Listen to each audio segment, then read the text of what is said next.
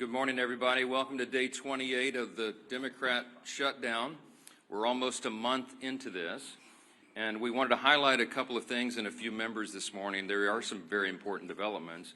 But before we get to all that, one of the things that we wanted to note is that really it's painfully obvious to everyone the true motivation of the Democrats' historic obstruction has now become very clear for everyone. I want to use a little simple, Lily, if you show me this real quick. Just real quick, simple facts, because these things get obscured too much. But there are simple facts about the Democrat shutdown that everybody needs to recognize. Here's 4 of them. First of all, we have to have Democrats to reopen the government. You know that in the Senate it requires 60 votes to break an impasse. Hang it on, Lily, hold it real here. Keep it close to the podium. I want everybody to see this, okay? We're going to make it simple. I had my 15-year-old son and some of his friends were together over the weekend, and they wanted me to explain it to them as simply as possible. This is the little formulation, okay? Hey, fellas, remember from civics, you got to have 60 votes in the Senate. We only have 53 Republicans, so we must have Democrats to do it.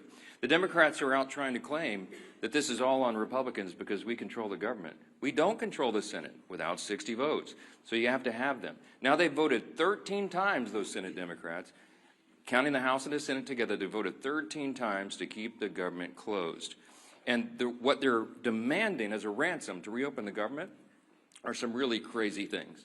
They want to restore $200 billion in health benefits paid for by U.S. taxpayers to illegal aliens and non-citizens. We can't do that. They want billions of dollars in wasteful programs to be returned to foreign countries for things that none of you would agree with. We are not going to do that. They want $500 million to go back to left-leaning news organizations paid for by taxpayers. We can't do that. And then they want to cut $50 billion from the Rural Hospital Fund that Republicans got signed into law July 4th to prop up health care in red states and rural areas around the country. It's too important, but they want to take that away. They know that we can't do it. And now that they've begun to admit what this is all about, thanks, Lee, put it on the thing there, they're admitting what they're up to. Chuck Schumer said every day of the shutdown gets better for us, meaning the Democrat Party. And you know, we had the second-ranked Democrat in the House, the minority whip, who just said a few days ago, the end of last week, that we know that this is causing great pain for the American people, but we have to use this leverage. We don't have many times where we have leverage like this.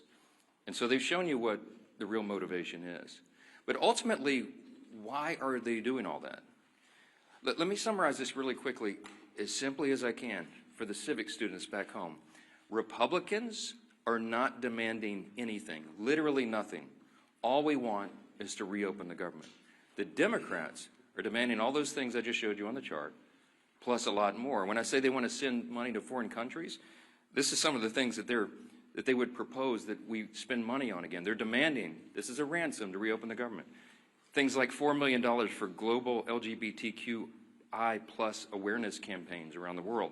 $4 million for the LGBTQI plus democracy grants in the Balkans. They want $2 million for feminist democratic principles projects in Africa.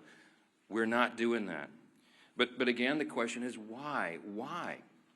This sounds crazy. It is. Why would they do this? And what we saw on vivid display over the weekend was the re-emphasis of this fact. This is motivated purely out of fear. And what do we mean by that? You saw the Democratic leader in the House, Hakeem Jeffries, endorse Zohran Mamdani for mayor of New York City on Friday. It was an illustration of what we're facing here. The Democrats right now fear the far-left activists more than they fear air traffic controllers, Border Patrol agents, American service members, and so many others missing their paychecks. They fear the Marxist insurgents like Mamdani more than they fear families and children going hungry from lapsed benefits that keep food on their tables. They simply fear losing their own political positions next November if they don't appease the angry far-left base right now. And they will appease that base at any cost, no matter how much pain's inflicted. In fact, they've said in their own words, this gets better for us day by day. How does it get better? Because they're proving to the angry far-left base in their party that they will prioritize them over the American people. And simply put, it's the profound fear in the Democratic Party that drives this shutdown. It is not principle. It is not policy. It is certainly not concern for the constituents that they say that they want to represent. We know that because even their own constituents now are begging Democrats to stop the political games and reopen the government. Just yesterday, the largest union of federal workers, the very people that the Democrats claim that they fight for, came out publicly and urged the Democrats to join the Republicans in passing the House's very simple short-term funding bill. Also, yesterday, the National Air Traffic Controllers Association began to put up flyers in airports to explain the real danger that is being imposed for air travel, air safety in this country, highlighting what the Democrats are doing. So I just want to say this simply to our Democrat colleagues. You have an off-ramp now. You painted yourself into a corner, but here's your off-ramp. The unions, the largest unions, are saying, please do this. You can claim that as cover and say that you had to do it. Reopen the government. Get it working for the people. It's our #1 priority and responsibility as members of Congress. But Senate Democrats have refused to do it for almost a month now. I've said it over and over. Republicans have done our job. We passed the clean short-term funding extension to keep the lights on and pay all these workers and our troops and fund programs like SNAP and WIC that Americans need and rely on. And in the meantime, Republicans have been working very hard around the clock every day of this Democrat shutdown to do our best to reduce the pain for our constituents. In our districts, we've got a video running over here just showing some highlights of what all the House Republicans are doing and have been doing for the last few weeks. Out in their districts, they're trying to help Americans navigate the crisis that the Democrats have created with their selfish political decisions. Here's a few more examples this morning we wanted to highlight. In Montana, Congressman Troy Downing, these are all Republicans doing work back home. He's met directly with his TSA officers and air traffic controllers who continue to show up to work while Democrats keep the government closed. In New York, Congresswoman Nicole Malliotakis is working around the clock, hand in hand, for example, with her local national park officials to organize community cleanups and maintain our public lands, doing the work Democrats left behind as park rangers and visitors' staff remain furloughed under their shutdown. In Sullivan County, Indiana, and down in South Texas, you have Congressman Mark Messmer and Brian Babin. They've strategized with rural hospital leaders to ensure that these communities are able to access that $50 billion rural hospital fund, by the way, that the Democrats want to defund. It's the very funds that the Democrats worked hard to kill in their counterproposal to reopen the government. In South Carolina, Congresswoman Sherry Biggs has been meeting with her small business owners who continue to serve their communities, many of whom are already feeling the benefits from Republicans' work to deliver no tax on tips. We did that in the big, beautiful bill, the Working Families Tax Cut. It's a wildly popular measure that, by the way, every Democrat voted against. In Oregon, Congressman Cliff Bentz is meeting with his air traffic officials as they wait on Democrats to reopen the government and deliver the federal funds they need to expand that region's critical air travel infrastructure. And here in Washington, the work has gone on in earnest as well. People keep commenting to me, you look so tired on TV. I am so tired because we're not sleeping a lot. We're working overtime. Here in Washington, our House committees have continued to conference together and do all the work we can to ensure legislation is ready for the floor for action as soon as we get back to legislative session. The House also continues to carry out its essential oversight duties. And you'll be reporting on this all day, but the Oversight Chairman James Comer released a blockbuster report now on the Biden auto pen presidency. And this report includes 47 hours worth of transcripts and testimony revealing that every executive action signed by the auto pen without written authorization from President Biden should be voided. This is an unprecedented situation in American politics and government. The actions of President Biden simply were not all his own actions. And there are major implications to that, including all the pardons that he signed. But don't get me started. Okay, on Friday, the Energy and Commerce Chairman, Brett Guthrie, these are all Republican actions, he launched a bipartisan investigation into the NBA's handling of betting and illegal gambling allegations following the recent shocking reports that raised questions and integrity concerns. And as we covered last week, the House Oversight Committee also delivered its third batch of files from the Epstein investigation. now totaling 43,000 pages and documents, pieces of evidence, including personal flight logs, financial ledgers, daily calendars, and diaries of Epstein himself. Republicans are here in Washington, and we're out in our district, fans out across the country, doing good work on behalf of the people we serve and represent. And what are the Democrats doing? You've seen it. They're posting TikTok videos. They're bragging about using the American people's pain as their political leverage. And House Republicans are taking this day by day, just like the rest of the country. We have our House Republicans on a 48-hour return notice so they can get back, understanding that some flights may well be delayed. But to get everybody back here as soon as possible, as soon as the Democrats decide to do the right thing and reopen the government, we will get back to immediate and urgent and necessary business on the House floor itself. We're anxious to get back to that, but we cannot have a regular legislative session until the Democrats do their most basic responsibility to reopen the government and get this moving again. So today we're fortunate to be joined by several of our good friends and colleagues here, all members of the Republican Study Committee, and the chairman of that committee, the largest caucus of conservatives in Congress, is Representative August Pfluger from Texas, and we're glad to have him as well. He's going to share a little bit about the reckless decision of the Democrats and what that means for military readiness and families all across this country. We are so grateful for these great members and their leadership. August will reference who's here, and then we'll take some questions. So, Chairman Pfluger. Thank you, Speaker. Sure. Speaker, you're doing a great job, and I think we all know that today's Democrat Party is not the party of JFK, who once famously said, "Ask not what your country can do for you, but what you can do for your country." Instead, today, Democrats under Schumer and Clark and Mondami are saying, "Ask not what you can do for your country, but who you can leverage for your radical agenda."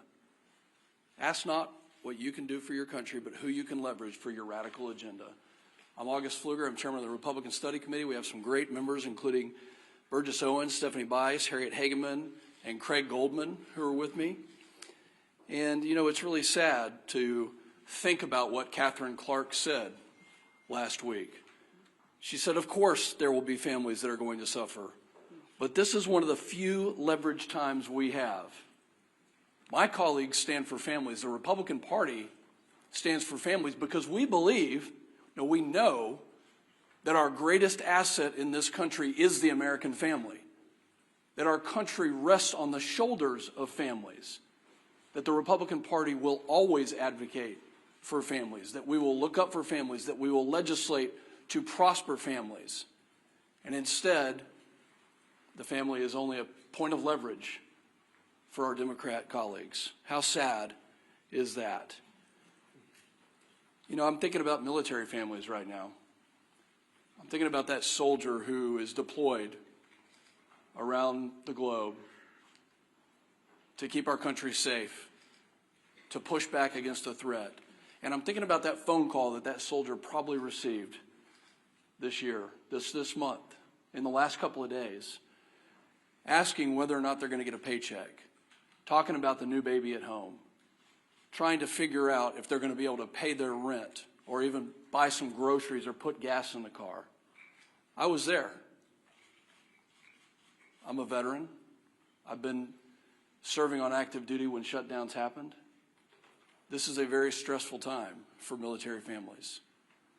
And commanders right now, instead of being focused on the mission, instead of being focused on the threat, instead of being focused on the training and the exercises that keep our readiness and our lethality at the highest possible levels, now they're focusing all of their attention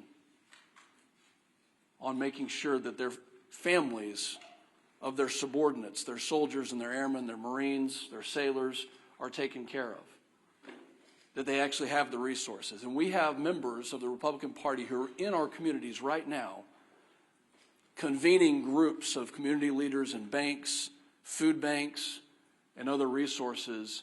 Because Schumer has chosen not to pay them, now communities are having to take up with 0% interest bridge loans.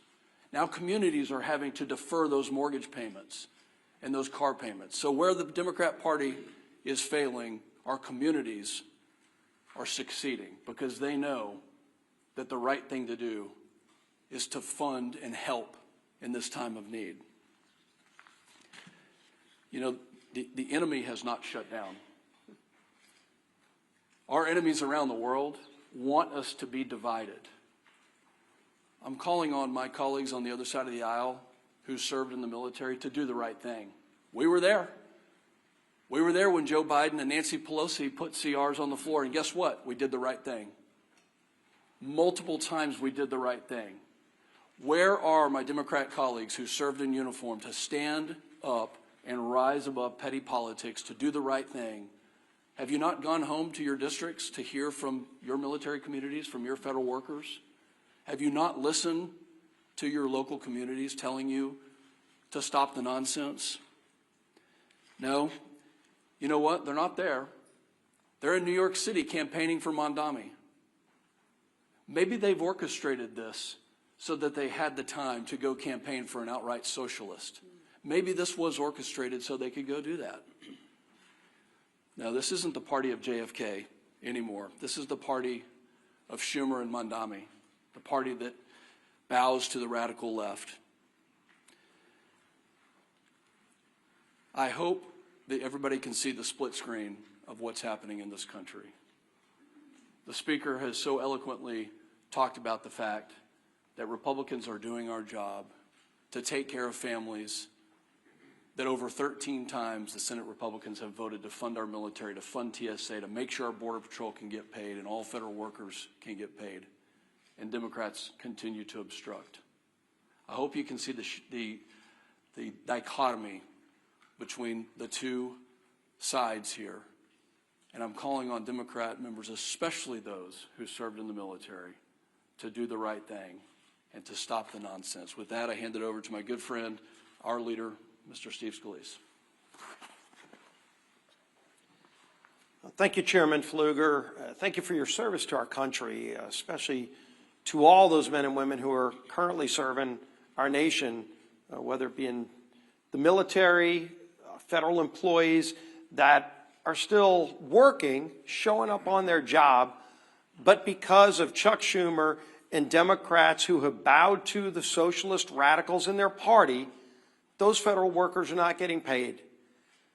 We've talked up here for weeks now about some of those hardships, how it's going to affect people, and ultimately now how it is affecting people. Those impacts are now being felt. It's not hypothetical anymore. It's not some memo from a department laying out what might happen. We're starting to hear those stories. You can see, and our conference chair, Lisa McClain, has done a really good job of compiling a lot of the work that's being done by many of our colleagues. One of the reasons we're not meeting in session is because the Democrats shut down the government, but also because of that shutdown, our members are now busy in their districts mopping up a lot of the mess created by those Democrats because of the shutdown, the hardships it's created on families. And those are real hardships, and I applaud my colleagues who are in their districts trying to figure out ways to help people during this difficult time, working with food banks to get food to people who are missing SNAP benefits, WIC payments, military members who are not getting paid, but they're overseas, as Chairman Pfluger talked about. While their family's still here, those babies still have needs, and yet the paycheck's not coming in. Those bills are still due. And Democrats think this is some kind of game. Speakers talked about this over and over again, but what has their reaction been? Not figuring out a solution to get out of it, an off-ramp. It's doing stupid TikTok videos, making fun of this situation, thinking that the American people are leverage in their game to get some kind of unachievable goal, $1.5 trillion in new spending, $200 billion in taxpayer benefits for illegals, gutting $50 billion out of a health care fund for rural hospitals. And again, they try to claim it's about something else. Maybe it's about health care. Well, if it was about health care, they wouldn't be gutting $50 billion out of the rural health care fund. They wouldn't have fought, by the way, on the Senate floor months ago to remove a provision, the cost-sharing ratios, that would have lowered premiums on families by 11%. It was in our bill. We voted for it, passed out of the House. Democrats are still to this day bragging that they removed that provision from the bill that would have lowered premiums, health insurance premiums on families by 11%. And they want to talk about health care? Give me a break. Look at what they've done. They've wrecked the health care system. They fought to raise premiums on families.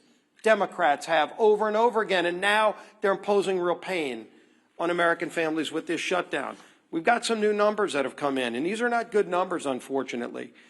Reuters reported more than 2,700 flight delayed nationwide on Monday, and more than 8,600 flight delays just Sunday. 8,600 flight delays. Think of how many families were impacted. Every flight, well over 100 people on each one of those 8,600 flights that were delayed, all because Chuck Schumer and radical Democrats want to use American people as leverage. A Democrat aide said they won't concede short of, quote, planes falling out of the sky. Who are these people? Didn't they once care about this great nation and making it better? And now they think if a plane falls out of the sky, that's their leverage? For what? Goodness. Chuck Schumer, quote, every day gets better for us. Who is us? Because I can tell you who them are. The American people are sick and tired of Chuck Schumer and his friends thinking it's a better day for him when they are feeling more pain. Senator Coons, quote, the point of this shutdown is not just suffering for suffering's sake, but to make a point, as if suffering of the American people is not enough. We've heard, of course, over and over again, Catherine Clark, shutdowns are terrible. Of course, there will be families that are going to suffer, but it is one of the few leverage times we have. They keep saying over and over again, they know American people are suffering. They don't care. They want leverage for themselves. They want to show off to their radical socialist base. Bernie, of course, Bernie Sanders, who was on the stage with AOC over with Mandami the other day with their socialist love fest. Bernie, quote, you reopen the government and we lose our leverage. That's what this whole shutdown is about. They're telling you what they mean.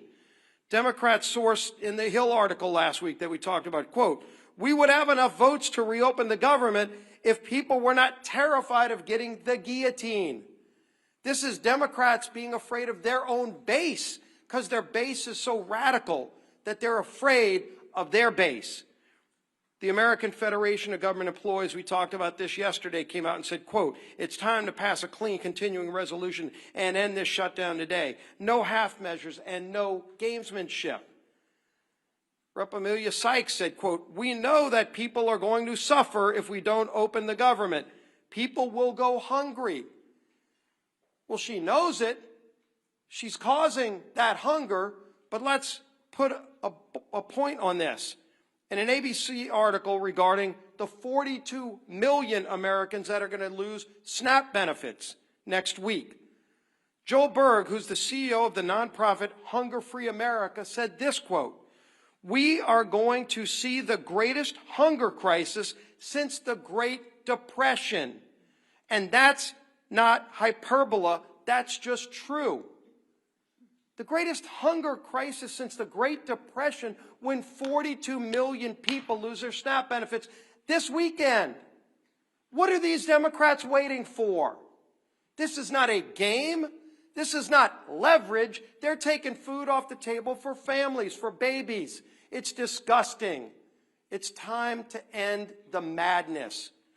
They can go on the Senate floor today. Just 5 of them need to get courage. Just 5 of them need to get the courage to do the right thing and open the government today and end this pain and end the suffering that they've caused. Then we can go negotiate our differences. Yield to the whip. Tom Emmer.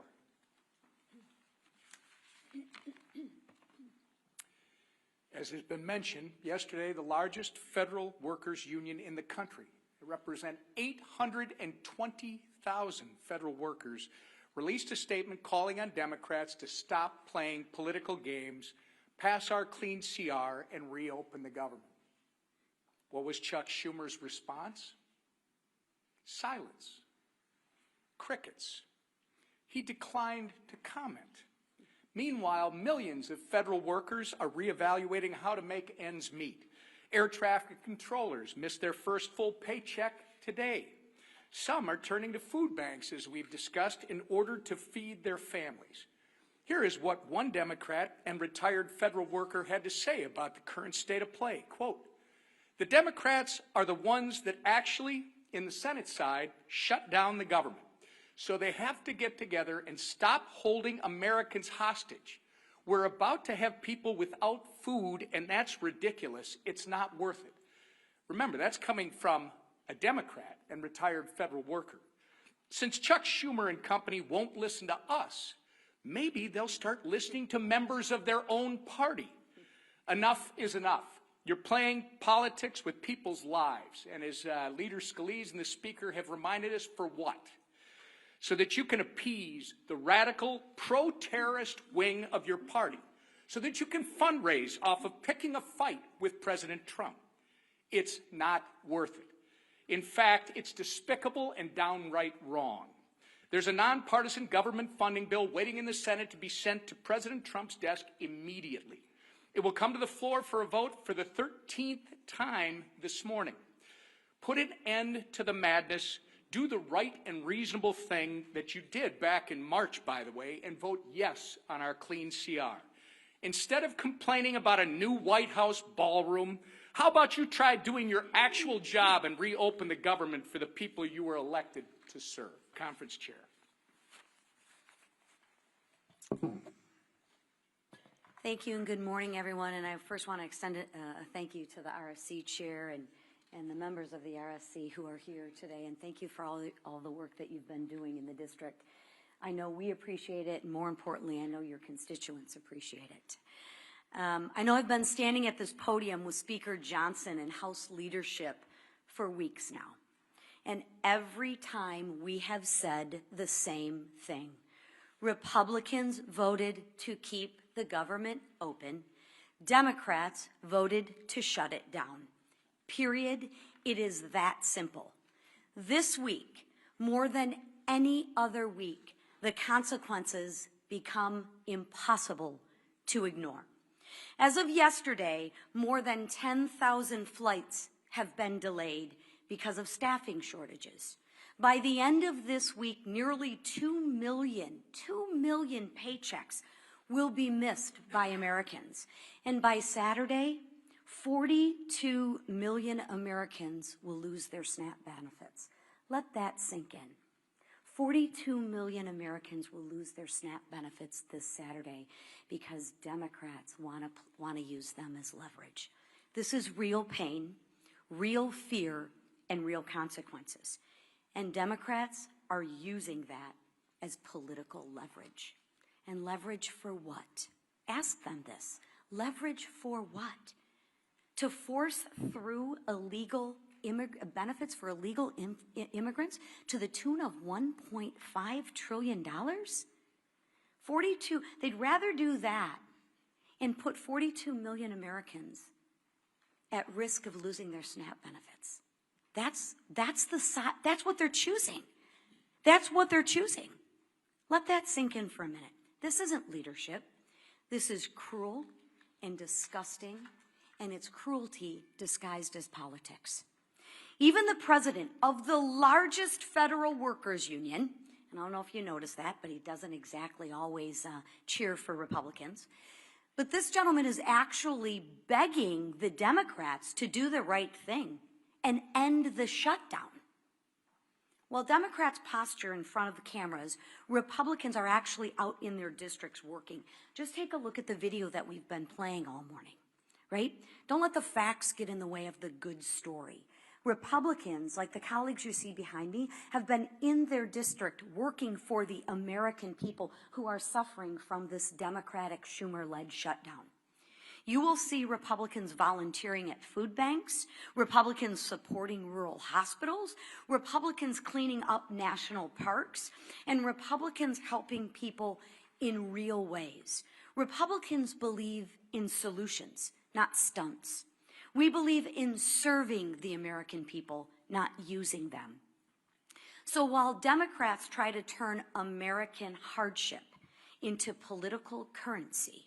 Republicans are working to reopen the government, to restore paychecks, and bring stability back to American families. Because this isn't about leverage, it's about people. And we are here to serve. It's about time the Democrats remember who they serve. Thank you. All right, questions? Go ahead, first. Go ahead. Earlier this week, President Trump floated running for president again in 2028. Are you comfortable with those comments, and you're a constitutional lawyer, that violating? Well, there is the 22nd Amendment. I spoke with the president about an hour ago. It's late in the evening in Japan. He's working around the clock, serving the American people. He doesn't stop. Talk about someone who works around the clock. And as Chairman Pfluger mentioned a moment ago, and as we've reiterated in here so many times, you're looking at the split screen because under President Trump, the Republican Party has delivered. I mean, you're talking about reducing taxes, reducing regulations, cutting fraud, waste, and abuse, ended the border crisis, ending the crime crisis, resolving conflicts, wars around the globe, and working on these amazing trade agreements.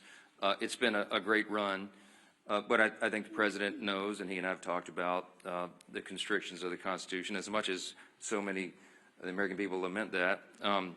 The Trump 2028 cap is one of the most popular that's ever been produced, and he has a good time with that, trolling the Democrats whose hair is on fire about the very prospect. But I do believe that we've got 3 extraordinary years ahead of us, and the 2 years of the Trump administration are going to be an incredible thing.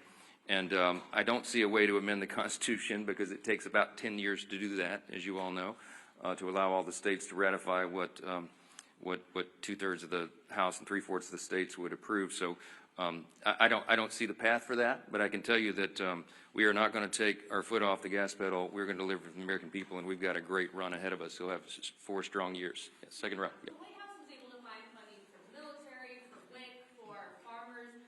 Should the White House now be able to find some funding for the SNAP program if they've done it for all these other ones? They certainly tried. I mean, one of the reasons that this shutdown has not yet been as painful as it might otherwise have been is because the president is bent over backwards, the administration.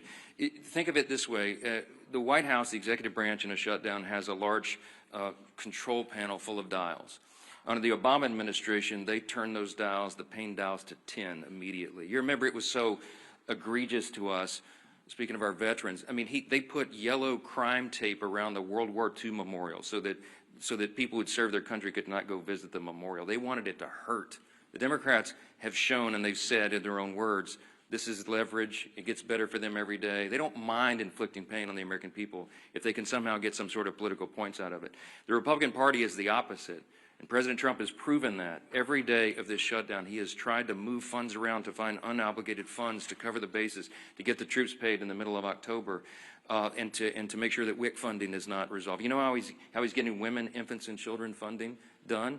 They did some very creative legal research I've quite admired. They found a statute in the 1930s that they could use to say that some of the tariff revenue could be used to cover nutrition because so much of that was transported over the border. So they've done some creative, amazing things to mitigate, to lessen the pain as much as possible. We've been out all over the country, all these Republicans.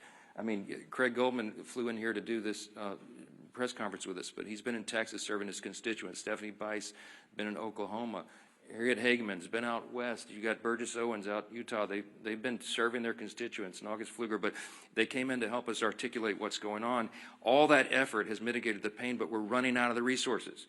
We want to fund SNAP, but they did the legal research, and they could not find a 1930s-era statute to bootstrap that one. The contingency fund was approved by Congress, and when the Democrats voted against the CR, they voted against the ability of us to use that money. And so 42 million people are going to suffer because they're playing political games. There's nothing, the White House has run out of it. They have all the pain dials turned back to just a 0 or a 1 as best they can. But when you're out of resources, they go all the way up. And it's out of their hands. It's out of our hands, and that's why we're so frustrated. You don't see the happy warrior Steve Scalise pound the podium very often. But we're angry about this. We're frustrated. We should be, because it's wrong for the people, and all of you should be angry about it as well. And I know many of you are. Yeah, Ray. What's your reaction to yesterday's purge of senior ICE officials from field offices around the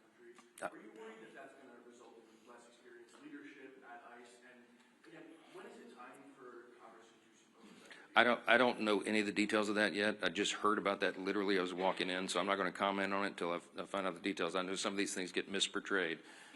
Yeah, back row. Yeah. On the auto pen investigation and the Oversight Committee's report that was released this morning, some Senate Republicans have suggested that perhaps there isn't a legal avenue to void the pardons that were signed by by the auto pen, these executive authorities. Do you think that there is a legal avenue? That's what the investigation concludes, that any of those executive actions that were signed by the auto pen and the Biden administration should be void. Do you think that's possible? Nothing this incredible and insane has happened before. This was not something that the forefathers anticipated. It's unprecedented. There is no legal precedent because no previous president had an auto pen or had the audacity to have people signing things on their behalf when they didn't even know what was in it. And so we're in uncharted waters as a nation. As we say up here all the time, we're so tired of making history. I just want normal times, normal Congress again. But the Biden administration was unprecedented in so many ways, and the president was checked out of his job for quite some time, and everybody knows it. And there was a cover-up. The people around him who were they would give him scripts to follow. They would point him literally in the direction, stand here, sir, wave like this. And he didn't know what he was signing. So there's all sorts of just incredible implications. It sounds like a terrible novel or something, but this is reality. And so the pardons, for example, he pardoned categories of violent criminals and turned them loose on the streets. And he didn't even know he didn't even know what the categories were, apparently, much less the individual people that he pardoned. They're invalid on their face. I mean, I used to be a constitutional law litigator. I would love to take this case and go into the courts and make that law to set the precedent. You can't allow a president to check out and have unelected, unaccountable, faceless people making massive decisions for the country. Think of the executive orders that were signed with the auto pen. When he paused LNG exports, liquefied natural gas, to our European allies around the world, I confronted him about it, by the way, the one meeting they allowed me to have with him as Speaker in the Oval. And he looked at me as if it hadn't happened, and he said, I didn't do that. And it occurred to me, he wasn't lying. He honestly didn't know. Do you know what the implications of pausing LNG exports were around the world? It made all of our European allies had to buy their natural gas from Vladimir Putin, which fueled his war machine, to go, conduct his war on Ukraine. It destabilized our energy sector, and it had us step back 3 or 4 steps of energy dominance around the world. Thankfully, we're back now because we have a commander-in-chief who's fully in command and understands the necessity, energy policy being national security policy. I could go on and on and on in every category. Huge implications. What does it mean for us? How do you unwind it? I don't know. But it will be determined in the courts ultimately. And these are unprecedented cases of first impression, as we say, because it's never been tested before. But man, is it dangerous stuff. Front row. Because you win the boot game today. Go ahead. I'm curious, you guys, a lot of you were talking about the government unions demanding the Democrats reopen the government at this point. Do you think that is building on President Trump's gains with labor unions from the 2024 election? Do you think that this is a sign of a different relationship between House and Senate Republicans and federal government employees? You welcome these people in your tent? Of course. Thinks that these are not traditional allies of yours in Colorado. President Trump and the Republican Party achieved some very important historic things in the last election cycle. We had a true demographic shift in the election. We had a record number of Hispanic and Latino voters, for example, who came into the Republican Party, record number of African-American black voters, Jewish voters, union workers, young people, demographics that had not traditionally in recent years been with the Republican Party in large numbers, and they came to us not reluctantly, but with hopeful anticipation. Why? Because they wanted a return to common sense, and they saw what the other party had done to them with their terrible policies and their terrible ideas and the radical, woke, Marxist, progressive agenda, and they realized it didn't work for them. So they came to us and they said, can you do better? Well, we did. We have. And we passed the One Big Beautiful Bill, the Working Families Tax Cut, and all of our legislation and everything the President's done with executive orders, fulfilling his promises, are codifying those things and doing the rest of our legislative agenda, which is being held up right now because of this. We're delivering for those people. So it is not a surprise to me that union workers would come enthusiastically supporting common sense. What we're asking for here is common sense. They're supporting the party. They're supporting the president because they know who's working for the American people and who is not, who is causing and inflicting pain on the American people. The contrast has never been more clear. We say all the time, this is not your father's Democratic Party. I grew up in Louisiana. When I was a kid, I didn't even know a Republican. Literally, like everybody was Democrat. And, you know, the Southern Democrats, you know, conservative Democrats down in Louisiana. That party doesn't exist anymore. My grandfather would not recognize what this party has become. He would clearly, they'd all be Republicans because the Republicans stand on the side of common sense and working families, hardworking, middle class, lower class earners in the country. We drafted the working families tax cut to be geared for them, to help them. And we infused the legislation with all this pro-growth policy so that all boats will rise. People see that. They see the effects. Ideas have consequences, my friends. And the policies and ideas that are advanced by the Republican Party are right for America because they comport with our founding principles, and we stand on those principles to defend them. And by contrast, on the other side of the screen, they're going for communism and Marxism. Take your choice. Jake.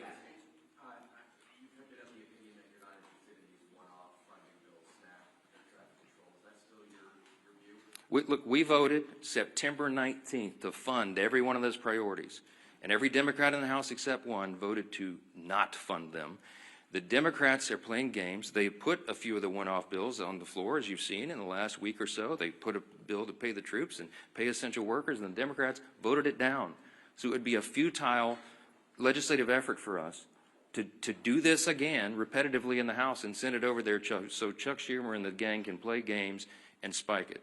It's a waste of our time. They need to vote for the clean, continuing, nonpartisan CR, turn the lights back on and get the country working again, and then we can resolve all the rest of the issues that were always on the calendar for the remainder of the year.